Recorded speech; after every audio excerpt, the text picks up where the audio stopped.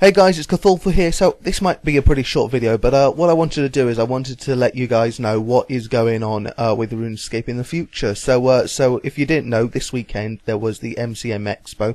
I didn't go myself, but I've been listening to what other people had to say about the event, people that went there, and yeah, there's quite a few interesting things that other people have found out through interviews and such. I mean, I know RuneZone went. I know this guy called the Games Crunch, I think it's called. Actually, I need to quickly check. So, yeah, the Games Crunch, he went there as well. He got an interview out of a couple of mods. And he definitely had some interesting things to say. I mean, RuneZone was a bit of a flop, but the Games Crunch definitely got some interesting information. So, firstly, the QBD. So, it's only this week, so the information is only relevant until the actual update. But apparently there are going to be 4 stages of the QBD, which is going to be fun. The first stage is going to involve worms. So the worms that we already see in the cave, it seems like she's going to be spitting them out at you, and you're going to have to kill those as well. And that makes me wonder if you're actually going to be able to attack the QBD in the first stage at all. Maybe you're not going to be able to actually attack the QBD until the final stage or something like that.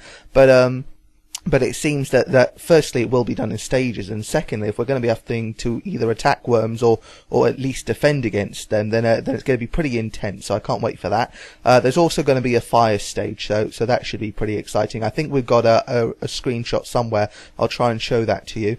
And then also, let's see. So they definitely involve something within the final stage. Something I believe it's called time stop. Apparently, if you don't avoid the time stop, clearly it's avoidable, but if you don't avoid it, and I think he mentioned a ghost in relation to it, so maybe you have to kill a ghost or something. But yeah, if you don't stop the time stop, then apparently you incur a lot of damage, because apparently it does all of its attacks on you at the same time if you fail to avoid the time stop, which is, I don't know what that means. I don't know if it means it uses all of its attacks from all 4 stages, or maybe it just uses all the attacks that it has on the final stage, and who knows how devastating that could be. I mean, it could just be a lot of small damage, it could be major damage that ends your game. Hopefully not, because once you've got to the 4th stage, you're kind of hoping to make it all the way through, aren't you? They're also talking about a lot of good drops.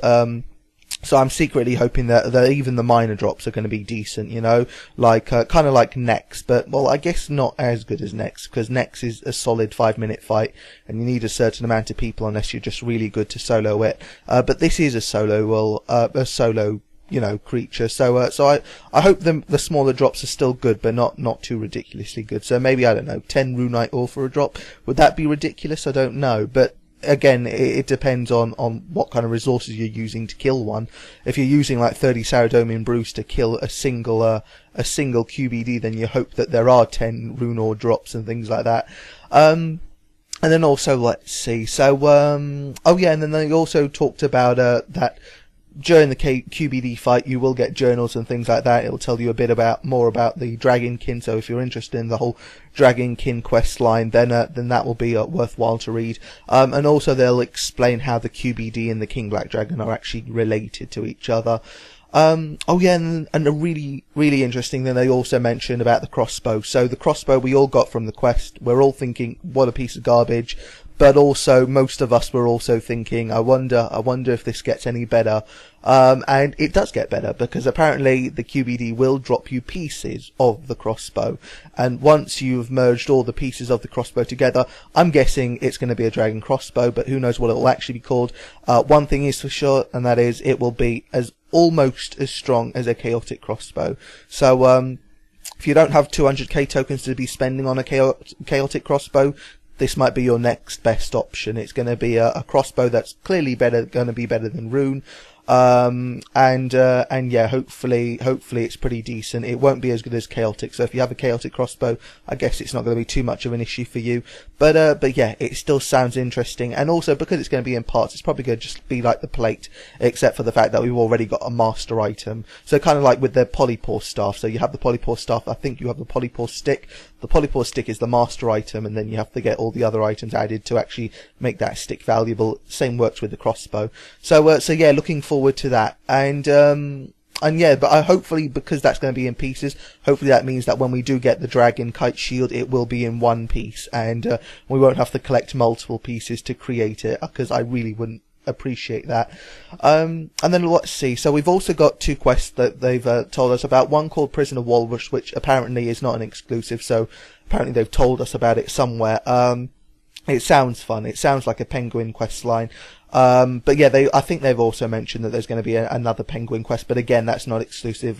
They told us about that probably during RuneFest or something like that. But one exclusive that the Games Crunch got told was that there's going to be a new quest. It's going to be called Carnelian Rising, and it's actually going to be a quest in which we are the quest master.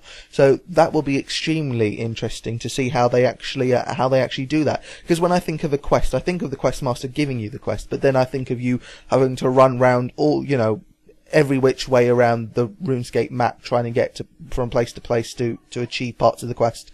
And so as the quest giver, I would only imagine that the quest giver would be sitting in one place, and that's pretty much it. I mean, sometimes you see him from in other areas, but yeah, it's a bit strange. I can't wait to see how they work that out. I'm guessing it's going to be like a side-by-side quest. So the NPC will contact you using a link pearl or something like that, and then you'll travel to him and you'll help him at different stages, kind of like the Wise Old Man quest. Because if you remember, the Wise Old Man, he gives you the quest, but then also at certain points he joins you in the quest.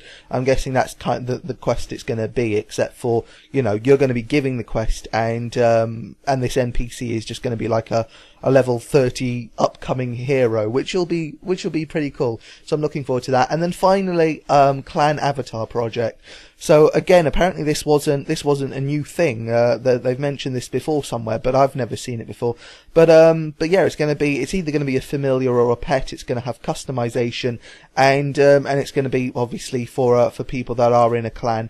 I don't know its relation to Citadel levels though. I mean, hopefully there are. I'm guessing what it's going to be is every clan is going to be able to have this avatar, this familiar, but I'm guessing that you can customize it more depending on your clan's tier.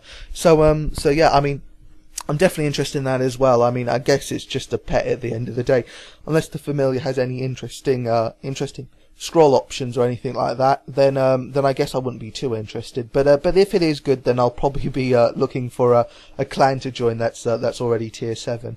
But yeah, that's the last thing that people managed to get out of the mods. Just to talk about what RuneZone got in a little bit. I mean, their questions were pretty lame, but let's see. You know what? They were all lame. There was only one interesting question, and that is Saradomin Brewdrop, is that fake, or is it just a rumor, or is it actually real? And the guy they asked, I think it was Modmark, didn't give a straight answer, but he did say that he didn't give a straight answer because he simply didn't know, but he said that there was a very high chance that it wasn't likely, because 2,500 brews, it does sound pretty ridiculous. I don't know, what do you guys think? I mean, have you ever seen this drop before? That's what I really want to know. I don't care really what you think about it, because that's just hearsay, isn't it? I want to know if you've actually had that drop before.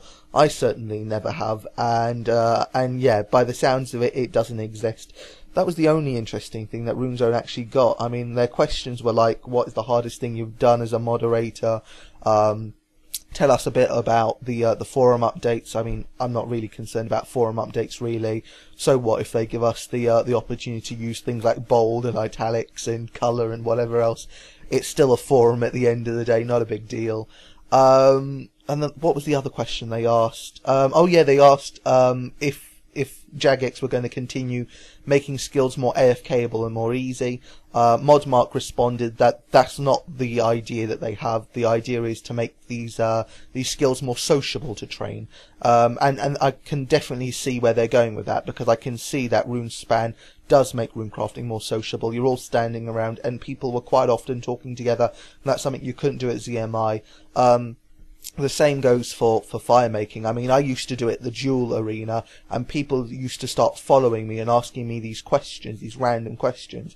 And I was like, well, firstly, I'm not interested in answering your questions, but secondly, I'm in the middle of fire making. I'm going to wait until I finish my fire making line before I respond to you. But then you have bonfires, and bonfires, there's nothing that stops you from talking, because you're always free to talk. So I see what they mean there. They're going for a sociable side. They're not thinking of, making the skills easier. Though I guess you could say that they are kind of doing that, because It's not like they're withdraw. You know, it's not like they're withholding the experience. They're still making a method that gives you faster experience per hour.